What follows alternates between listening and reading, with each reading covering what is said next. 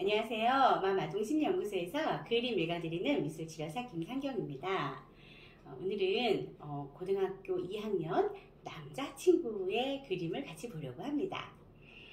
이 친구는 외모가 상당히 준수했는데 대화를 나눌 때 시크한 태도를 시종일관 유지를 해서 제가 나름 힘들었었던 그런 친구인데요. 자, 시크한 면을 대외적으로 뿜뿜 뿜었던 이 친구가 그린 그림을 가지고 이야기해 보려고 합니다. 그림을 먼저 좀 보고요. 그리고 대화 나눠볼게요.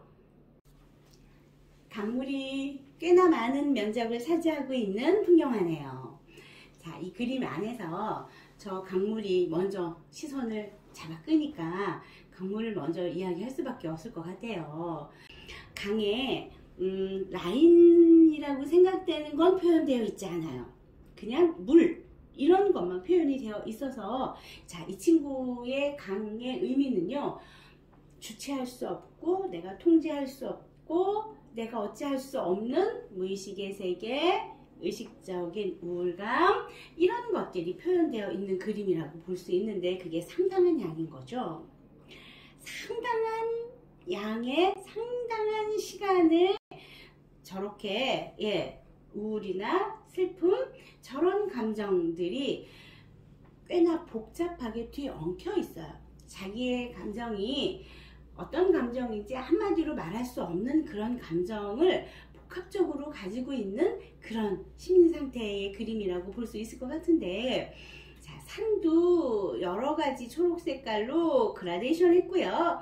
아스팔트도 검은색, 회색, 흰색 여러 가지 색깔로 무채색이지만 그라데이션해서 표현을 했어요. 그래서 이 친구는 불분명한, 이것도 같고 저것도 같고, 다시 말하면 이것도 아닌 것 같고 저것도 아닌 것 같고, 이런 지금 사고를 하고 있다, 이렇게 볼 수 있을 것 같아요.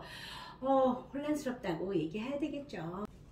사람에 대한 표현은 모자를 쓰고 있는 사람이 걸어가고 있는데 그게 실루엣만, 그림자만 검게 표현이 되어 있어서 사람에 대한 표현도 조금은 생각 좀 해봐야 될 것 같아요. 어떤 부분이냐면 불편한 나 자신에 대한 생각.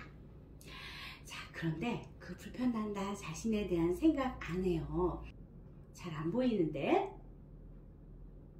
돼지라고 하는 동물을 표현을 하고 있어요. 돼지라고 하는 동물을 제가 그동안에도 많이 소개했을 거예요. 어떤 의미냐면 친화적인 동물이긴 한데 사랑스럽진 않잖아요. 그래서 자기 자신이 자기 의도하고 별개로 사랑받고 있거나 존중받고 있거나 이런 생각을 못하고 있는 그런 내용이어서 돼지와 검은 실루엣의 사람은 일맥상통하는 면이 좀 있는데요. 저는 이 그림 안에서 염려가 좀 되는 부분이 어떤 부분이냐면, 저 넓은 강의 표현으로 인해서 지금 현재 심리적으로 많이 우울하고 복잡하고 또 슬픈 감정도 있고 이런 심리적인 어려움을 경험하고 있는데, 이 친구가 필요로 하고 있는 게 있다는 걸 찾아낼 수 있었어요.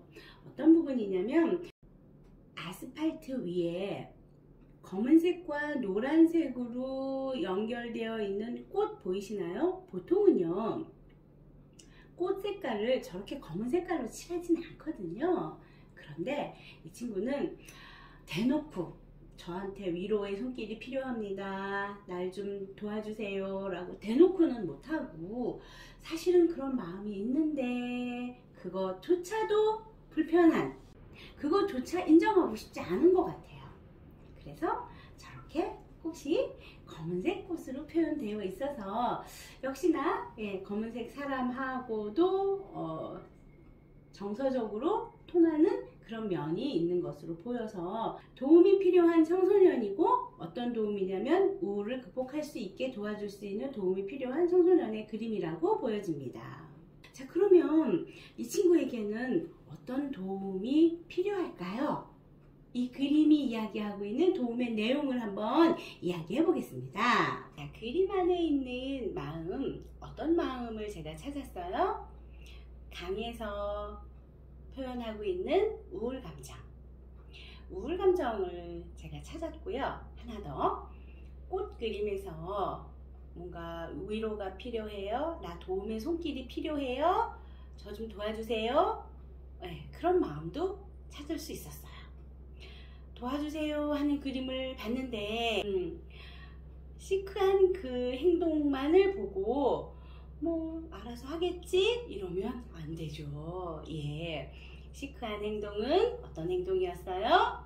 자기의 우울 감정을 감추기 위한 위장 행동이었어요. 초반에 상담할 때 어떤 질문에도 의미 없다는 대답 또는 정말 단답형으로 하는 대답, 이런 대답만 해서 이게 마음의 문을 닫았나 보다 이렇게 생각을 하게 됐었는데, 오히려 마음의 문을 닫은 게 아니라 자기를 철저하게 감싸고 보호하고 있는 그런 청소년이었더라고요. 대화하는 과정에서 이 친구가 느끼는 정성, 이 친구가 행동으로 보여줬던 정동, 이게 너무 오래전부터 익숙해서 자기는 그 정서, 그 감정이 그냥 자기의 성격적인 정서나 감정으로 알고 있는 부분이 있었어요. 그래서 우울증의 증상들을 이 친구의 일상에서 제가 지적을 해줄 수 있었고요. 그리고 첫 번째로 제가 도움을 줄 수 있는 말은 어떤 부분이었냐면, 의사 선생님한테 가서 이런 행동을 하고 이런 생각을 하고 있고 이런 생활을 하고 있습니다를 솔직하게 이야기하고 우울증에 대한 약을 먹는 게 좋겠다 라고 하는 걸 첫 번째 조언을 이야기했고요. 두 번째는 내가 느끼는 감정을 시크하게 툭툭 털어버리지 말고 그 감정에 좀 집중했으면 좋겠다 하는 이야기를 할 수 있었어요. 감각에 집중하고, 그래서 감정에 집중하고, 그리고 그거에 따른 행동을 객관적으로 보는 거. 자기 감정마저도 객관적으로 판단하고요. 자기의 감각마저도 객관적으로 인식하려고 하고요. 그래서 자기 행동까지도 지극히 객관적으로 평가하고 반응하고, 그래서 겉으로 보여지기에 시크한 면으로 보였던 것 같아요. 자, 행동은 객관적으로 평가해도 괜찮지만 내가 느껴지는 감각, 그리고 그 감각에 따른 나의 정서도 정확하게 느낄 필요가 있습니다. 억누를 필요 없죠. 나 혼자 느끼는 정서 내가 억누를 필요 없잖아요. 근데 우울이라고 하는 그 정동에 너무 익숙해져 있어서 그게 싫어서 자기의 감정을 자꾸 무시하고 외면하고 한쪽에 처박아 놓는 그런 행동을 했던 것 같아요. 이제는 무시하고 외면하지 말고 당당히 내 걸로 받아들이고, 그리고 나서 내 행동은 객관적으로 평가하고 객관적인 잣대로 느껴질 만한 행동으로 내가 선택해서 하면 되니까, 그런 부분들을 조언을 해줄 수 있었습니다. 어떤 포인트에서 웃음을 찾을 수 있었을까요? 내 감정을 억누르고 외면하고 저기 구석에 처박혀 놓지 말고 그대로 가지고 와서 내 거로 받아들이고 인정하고 그게 나라는 걸 정확하게 이해하자라고 하는 포인트에서 조금 마음을 내려놓은 것 같아요. 그러면 안 된다고 생각했었나 봐요. 그래도 된다라고 하는 걸 상담사로부터 허락 아닌 허락을 받고 마음이 좀 편안해진 것 같아요. 다음에는요, 이 친구의 그림 중에서 또 다른 그림으로 한번 더 깊은 이야기, 더 조금 다른 맥락으로 또 이야기 한번 해볼게요. 오늘은 여기서 마무리하도록 하겠습니다.